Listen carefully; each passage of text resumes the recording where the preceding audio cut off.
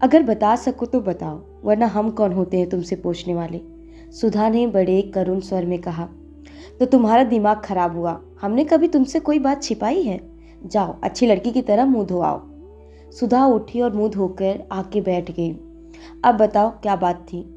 कोई एक बात हो तो बताएं। पता नहीं तुम्हारे घर से गए तो एक न एक ऐसी बात हो गई कि मन बड़ा उदास हो गया। आखिर फिर भी कोई बात तो हुई ही होगी।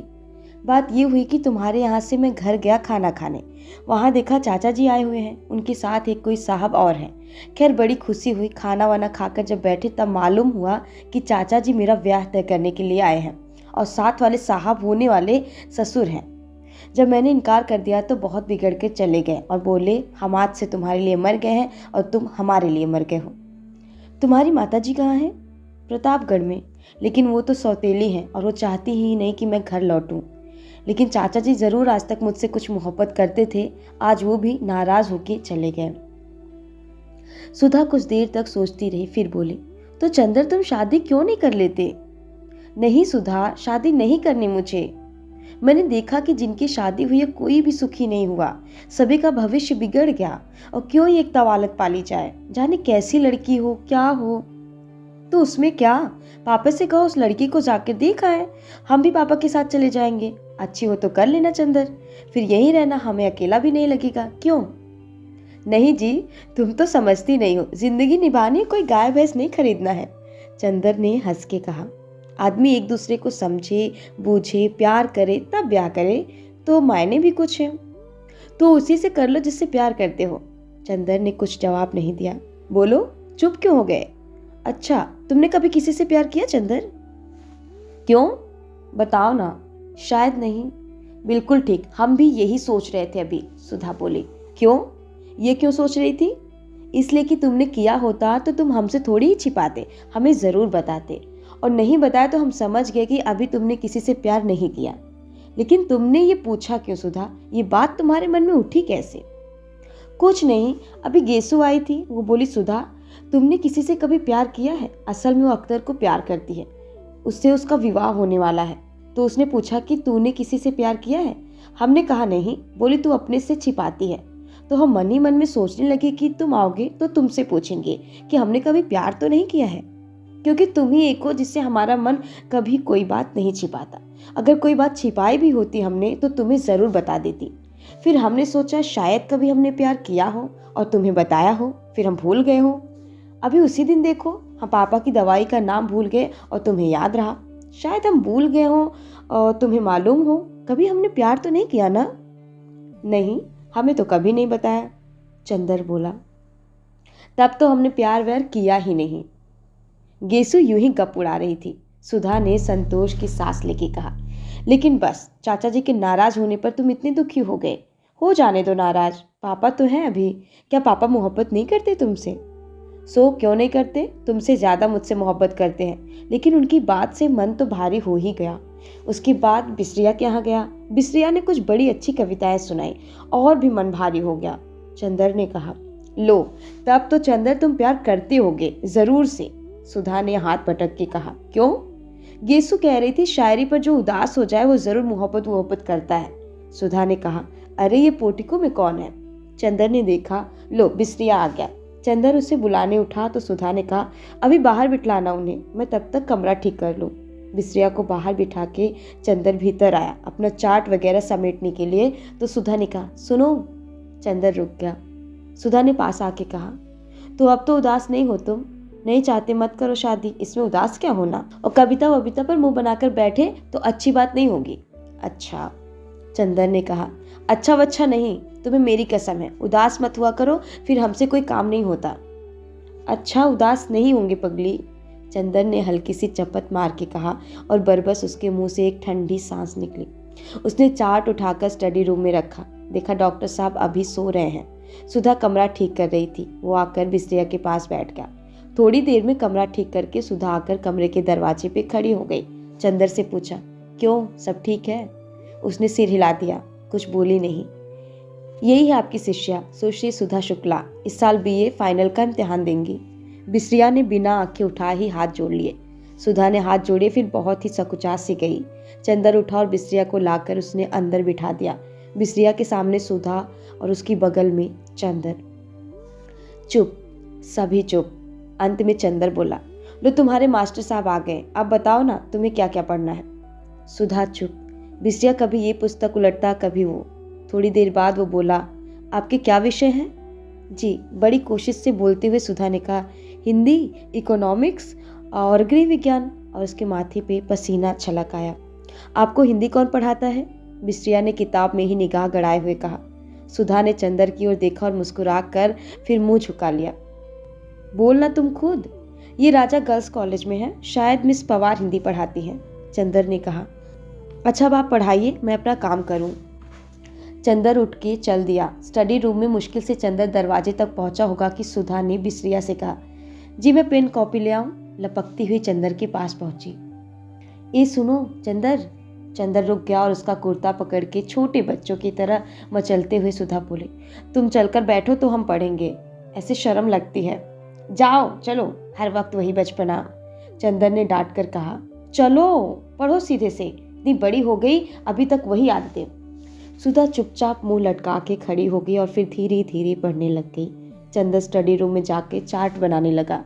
डॉक्टर साहब अभी तक सो रहे थे। एक मक्खी उड़कर उनके गाल पर बैठ गई और उन्होंने बाएं हाथ से मक्खी मारते हुए नींद में कहा, मैं इस मामले में सरकार की नीति का विरोध करता हूँ। चंदर ने चौंक कर पीछे देखा। डॉक्टर साहब जग गए थे और जमुआई ले रहे थे। जी, आपने कुछ कहा? चंदर ने पूछा। नहीं, क्या मैंने कुछ कहा था? ओह, मैं सपना देख रहा था। कै बज गए? 5:30। अरे बिल्कुल शाम हो गई, डॉक्टर साहब ने बाहर देख के कहा। अब रहने दो कपूर, आज काफ़ी काम कर लिया है तुमने, चाय मंगवाओ। सुधा कहाँ है? पढ़ रही है, आज से उसके मास्टर साहब आने लगे हैं। अच्छा अच्छा, जाओ उन्हें भी बुला लो और चाय भी मंगवा लो। उसे भी बुला लो, सुधा को। चंदर जब ड्राइंग रूम में पहुंचा तो देखा सुधा किताबें समेट रही थी और बिस्रिया जा चुका था। उसने सुधा से कहना चाहा, लेकिन सुधा का मुंह देखते ही उसने अनुमान लगा लिया कि सुधा लड़ने के मूड में है। अतः वो स्वयं ही जाके महाराजिन से चाय कह आया कि 3 प्याला चाय पढ़ने के कमरे में भेज दो। जब वो लौटने लगा तो खुद सुधा ही उसके रास्ते में खड़ी हो गई और धमकी के स्वर में बोली, अगर कल से साथ नहीं बैठोगे तुम तो हम नहीं पढ़ेंगे। हम साथ नहीं बैठ सकते, चाहे तुम पढ़ो या ना पढ़ो। चंदर ने ठंडे स्वर में कहा और आगे बढ़ा। तो फिर हम नहीं पढ़ेंगे, सुधा ने जोर से कहा। क्या बात है, क्यों लड़ रहे हो तुम लोग? डॉक्टर शुक्ला अपने कमरे से बोले। चंदर कमरे में जाकर बैठा। कुछ नहीं, ये कह रही है कि पहले हम कहेंगे, बात काट के सुधा बोली। पापा, हमने इनसे कहा कि तुम पढ़ाते वक्त बैठा करो, हमें बहुत शर्म लगती है। ये कहते हैं पढ़ो चाहे ना पढ़ो, हम नहीं बैठेंगे। अच्छा अच्छा, जाओ चाय लाओ। जब सुधा चाय लेने गई तो डॉक्टर साहब बोले, कोई विश्वास पात्र लड़का है? अपने घर की लड़की समझकर सुधा को सौंपना पढ़ने के लिए। सुधा बच्ची नहीं है। हाँ हाँ, अरे ये भी कोई कहने की बात है। हाँ, वैसे अभी तक सुधा तुम्हारी ही निगहबानी में रही है, तुम खुद ही अपनी जिम्मेवारी समझते हो। लड़का हिंदी में एमए है? हाँ, एमए कर रहा है। अच्छा है, तब तो बिनती आ रही है, उसे भी पढ़ा देगा। सुधा चाय लेकर आ गई थी। पापा, तुम लखनऊ कब जाओगे? शुक्रवार को। क्यों? और ये भी जाएंगे? हाँ। और हम अकेले रहेंगे? क्यों, महाराजी नहीं सोएगी और अगले सोमवार को हम लौट आएंगे। डॉक्टर शुक्ला ने चाय का प्याला मुंह से लगाते हुए कहा। एक गमकदे की शाम, मनोदास, तबीयत उचटी सी, सितारों की रोशनी फीकी लग रही थी। मार्च की शुरुआत थी और फिर जाने शाम इतनी गर्म थी या सुधा को ही इतनी बेचैनी लग रही थी। पहले वो जाके सामने के लॉन में बैठी, लेकिन सामने के मौलसीरी के पेड़ में छोटी छोटी गौरैयों ने मिलकर इतनी जोर से चहचहाना शुरू किया कि उसकी तबीयत घबरा उठी। वो इस वक्त एकांत चाहती थी और सबसे बढ़ के सन्नाटा चाहती थी, जहाँ कोई ना बोले, कोई बात ना करे, सभी खामोशी में डूबे हुए हों। वो उठकर टहलने लगी और जब लगा कि पैरों में ताकत ही नहीं रही तो फिर लेट गई हरी हरी घास पर। मंगलवार की शाम थी और अभी तक पापा नहीं आए थे। आना तो दूर, पापा या चंदर के हाथ के एक पुर्जे के लिए तरस गई थी। किसी ने ये भी नहीं लिखा कि वे लोग कहाँ हैं, कब तक आएंगे। किसी को भी सुधा का ख्याल नहीं। शनिवार या इतवार को तो वो हर रोज खाना खाते वक्त रोई। चाय पीना तो उसने उसी दिन से छोड़ दिया था और सोमवार को सुबह पापा नहीं आए तो इतना फूट फूट कर रोई कि महाराजिन को सिंकती हुई रोटी छोड़ के चूल्हे की आंच निकाल के सुधा को समझाने जाना पड़ा। और सुधा की रुलाई देखकर तो महाराजिन के हाथ पांव ढीले हो गए थे। उसकी सारी डांट हवा हो गई थी और वो सुधा का मुंह ही मुंह देखती रही। कल से कॉलेज भी नहीं गई थी और दोनों दिन इंतज़ार करती रही कि कहीं दोपहर को पापा ना आ जाएं। गेसु से भी 2 दिन से मुलाकात नहीं हुई थी। लेकिन मंगलवार को दोपहर तक जब कोई खबर ना आई तो उसकी घबराहट बेकाबू हो गई। इस वक्त उसने बिस्रिया से कोई भी बात नहीं की। आधा घंटा पढ़ने के बाद उसने कहा कि उसके सिर में दर्द हो रहा था। उसके बाद खूब रोई। उसके बाद उठी, चाय पी, मुंह हाथ धोया और सामने के लॉन में टहलने लगी और फिर लेट गई हरी हरी घास पर।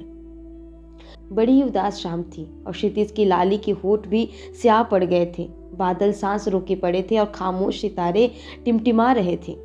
बगलों की धुंधली धुंधली कतारों पर मारती हुई गुजर रही थी। सुधा ने एक लंबी सांस लेके सोचा कि अगर वो चिड़िया होती तो एक क्षण में उड़कर जहाँ चाहती वहाँ की खबर ले आती। पापा इस वक्त घूमने गए होंगे। चंदर अपने दोस्तों की टोली में बैठा रंगरेलियां कर रहा होगा। वहाँ भी दोस्त बना ही लिए होंगे उसने। बड़ा बातूनी है चंदर और बड़ा मीठे स्वभाव का। आज तक किसी से सुधा ने उसकी बुराई नहीं सुनी। सभी उसको प्यार करते थे, यहाँ तक कि महाराजिन जो सुधा को हमेशा डांटती रहती थी, चंदर का हमेशा पक्ष लेती थी और सुधा हर एक से पूछ लेती थी कि चंदर के बारे में उसकी क्या राय है। लेकिन सब लोग जितनी चंदर की तारीफ करते वो उतना अच्छा उसे नहीं समझती थी। आदमी की परख तब होती है जब दिन रात बढ़ते। चंदर उसका ऊन कभी नहीं लाता था। बादामी रंग का मंगाओ तो केसरिया रंग का ला देता था। इतने नक्शे बनाता था और सुधा ने हमेशा उससे कहा कि मेजपोश की कोई डिज़ाइन बना दो तो उसने कभी नहीं बनाई। एक बार सुधा ने बहुत अच्छी वायल कानपुर से मंगवाई थी और चंदर ने कहा लाओ कुछ डिज़ाइन बना देते हैं किनारे पे।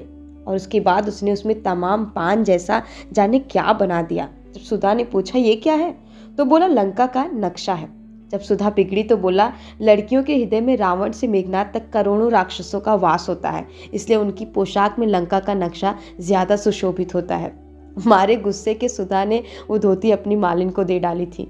ये सब बातें तो किसी को मालूम नहीं। उसके सामने तो जरा कपूर साहब हंस दिए, 4 मजाक की बातें कर दी, छोटे मोटे उनके काम कर दिए, मीठी बातें कर ली और सब समझे कपूर साहब तो बिल्कुल गुलाब के फूल हैं। लेकिन कपूर साहब एक तीखे कांटे हैं जो दिन रात सुधा के मन में चुभते रहते हैं। ये तो दुनिया को नहीं मालूम। दुनिया क्या जाने कि सुधा कितनी परेशान रहती है चंदर की आदतों से। अगर दुनिया को मालूम हो जाए तो कोई चंदर की जरा सी भी तारीफ ना करे, सब सुधा को ही ज्यादा अच्छा कहे। लेकिन सुधा कभी किसी से कुछ नहीं कहती। मगर आज उसका मन हो रहा था कि किसी से चंदर की जी भर की बुराई कर ले तो उसका मन हल्का हो जाए।